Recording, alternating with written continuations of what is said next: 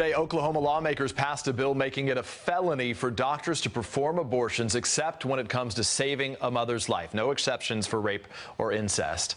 The state's governor now has until Wednesday to veto the measure or it becomes law.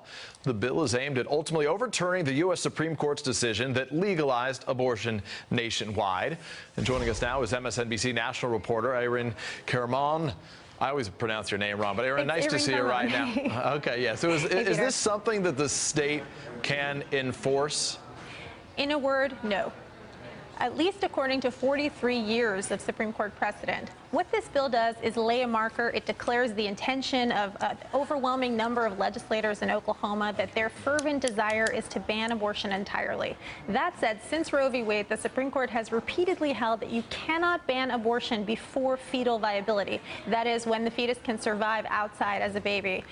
This is really more legislation as public relations.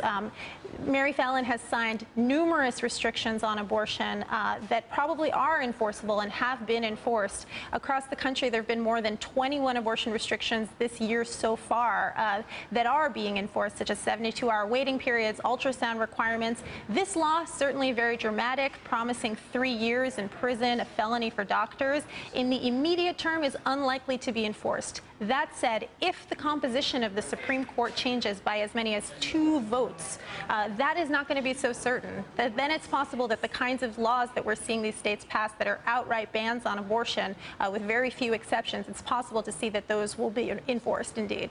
It's a point that Hillary Clinton, both Bernie Sanders and Hillary Clinton, have made over the campaign. It also comes just days after Donald Trump introduced the names of 11 potential Supreme Court justices going forward. I was reading through some of the coverage of this. The only doctor in the Oklahoma Senate, a Republican, voted no, calling this insane. The doctor, Senator Irvin Yen, predicted it would be, quote, declared null and void should it be signed into law. That's according to the Oklahoman, the local newspaper there in Oklahoma right now. But what you talk about is that this isn't just unique to Oklahoma in some ways. This has been a battle we're witnessing in states across the country, this effort to restrict people's access to abortion. Right, and the Supreme Court is currently considering a law out of Texas that enacts restrictions on clinics that could cut the number of clinics down there by 10. So this is very much a live issue, particularly with an 8-member Supreme Court. In that case, we really don't know what's going to happen. It's possible that the kinds of restrictions we're seeing on the state level, particularly red states, are going to be increasingly enforced, that it will be increasingly difficult for women to access abortions. What's unlikely is that we're going to see, at least in the short term, anything like an outright ban. Instead, what you're going to see is it's going to be extremely hard to access a clinic. There are going to be a lot of hoops to jump. It's going to be very difficult to pay for it. Many of those are currently in place in many of these states. But for now, the Oklahoma law in particular is kind of a showmanship law that is a preview of what's to come if the justices like the ones Donald Trump names end up on the court. Irin Carmon, I have no excuse for messing up your name when I see you in the halls next time in New York. Nice to see you there. Thank you. Appreciate it. Thank you.